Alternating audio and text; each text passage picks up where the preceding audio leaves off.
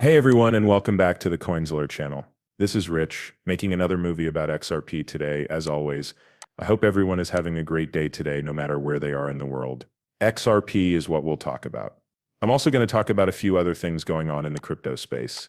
This is from Zaman Wallet. If you missed it, here are over 9 hours of hands-on, guided lessons on the XRP ledger that show you everything it can do.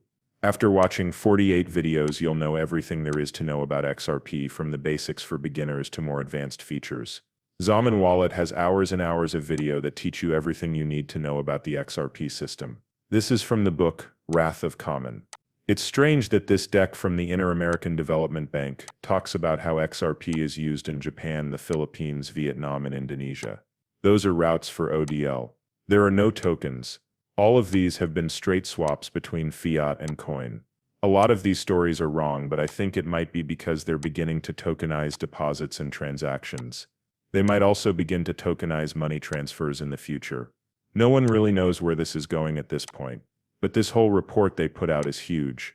I read some of it. One thing I like about them is that they explain why tokenization is important and what can be tokenized, such as intellectual property, healthcare, carbon markets, cross-border payments, CBDCs, identity management, and supply chain management.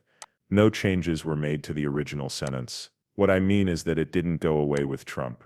In the background, that's still coming together. I don't like carbon credits because they make me think that one day if you want to travel, you'll have to buy carbon credits to make up for it. They don't know how to charge each person for that right now. They will find a way in the end. Tokenization won't slow down though. Wait until more people start to trade digitally. Just wait until 4.0 starts to move. We're still early, so there are a lot of things to do. This is just the start. This is one small part of what's bigger. It's going to be so much bigger. CME for Ripple investors. CME Ventures is the corporate venture capital and strategic investment arm of CME Group. It is backed by the best people in the business. Ripple has the support of venture capital firms and strategic partners that are known all over the world for their bold vision and ability to see the future. The same thing that brought you to this place, seeing, as people who hold XRP, we all had it. Years ago we knew where XRP was going. Everything back then was just a guess. No one knew where we would be in the year 25. Now it looks like the whole new banking system is coming together every day right in front of our eyes. Venture capital companies and strategic investors, on the other hand, also have a plan. They know what can happen when they use XRP and RippleNet. That's why they're making a big deal out of it. Thank you, but no. I'd rather stay poor. Not even 1% of people in the world own XRP. That's what you hear when you talk to family or friends about investing in tax retirement plans. You ask, why don't you just put in at least $100? They say, no, I'm going to spend my money on something else. Coins aren't my thing. I might not see it the same way you do, but I think it will go away eventually. You think, why not invest now? Though it's only a once-in-a-lifetime chance, I see it that way when I talk to people.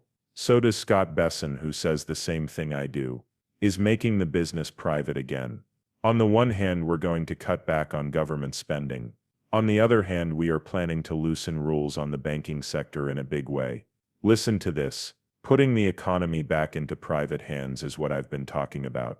On the one hand, we're going to cut back on government spending, which has been making it hard for businesses to compete. On the government side, we will also be getting rid of extra workers. On the other hand, we have a big plan to loosen rules on the financial sector, and we've put in place a lot of new inspectors. The business sector can then use this money again. There will be a lot of attention on community banks, small banks and small regional banks in the next 4 or 5 years. They were very close to going out of business. The goal is to get them to give again. Today the banks are coming together to form one big bank. They are closing all of their branches because now that they use a digital system, they don't need a physical branch in every town in the country or the world. Now when Scott Besson talks about making the economy more free, he moves on to talk about rules. He means bringing in companies like Ripple and giving them control of the economy so they can make it better, stronger, and more stable. And of course, with those rules in place, 99% of crypto will go away. This is from Blue Hawk Legend. That's right, 98% of those are scams. Almost everything on pump.fun is a scam. Why take the chance if only a few aren't? Now they say that pump.com or pump.fun is to blame for the rise of all these coins. They say that there are now more than 7 million cryptocurrencies, and that number is still growing. And right now that's where all the cash is. That's why I said, wait until the rules come out. That flow of money will change. A lot of it will end up in cryptocurrencies that are based on functionality. Some of it will be lost. This is the reason why rules will seem like a bad thing. I thought this was crazy. So President Trump says that all movies brought into the United States will be taxed at a rate of 100%. Wow, Bollywood is gone. But movies lately haven't been very good. It's like acting out the same plot over and over again. The other day I watched a Jason Stamos movie and thought, wow, that was such a different movie, but it had the same exact script. Hollywood also needs new ideas. A lot of it is just remakes of old movies, which is why I haven't watched much new lately. Around Halloween I watch a lot of movies. I like scary movies, which is why I look forward to Halloween every year. You know what to expect. But every once in a while one or two great movies come out that you have to see. If the taxes bring the movie business back to the US, let's hope they bring a lot of new ideas with them. Greg Scanlon works for Franklin Templeton. It doesn't have an L1 that can build a large environment. Bitcoin is what he's talking about. Listen to this. What does Bitcoin do as an asset these days? Bitcoin is worth 60% of all crypto today. So what happens when a lot of assets are tokenized? What does Bitcoin have to do with that? That is a great question. I agree with your point that institutions are moving on from the proof of concept age, which I think ran from 2016 to 2019. We've moved on to that word, and now you can see commercial-grade products. Bitcoin as collateral is also moving in this way. In our opinion, Bitcoin has won the first product-market fit of crypto, which is as an alternative to fiat money as a way to keep value.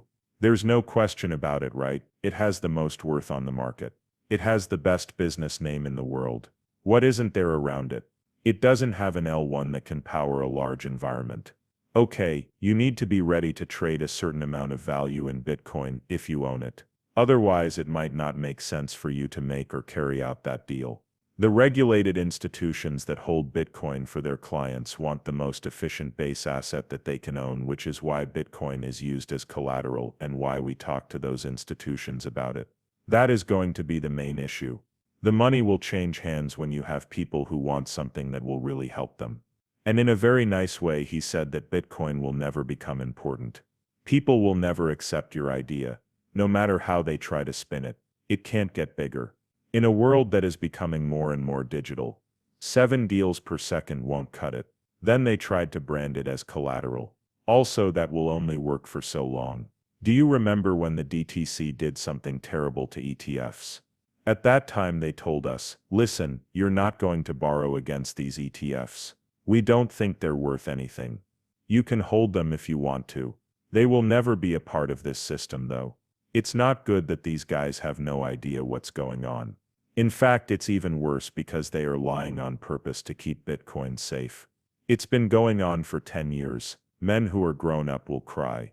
And here are 2 of them. This was written by Digital Asset Investor. Listen to what they have to say about XRP. Can only last so long if there is real social value, which should finally turn into financial value. And that's kind of the point. Some of these L1 tokens might be stuck in a weird middle ground. They have a lot of social value, but I think some of their prices are too high.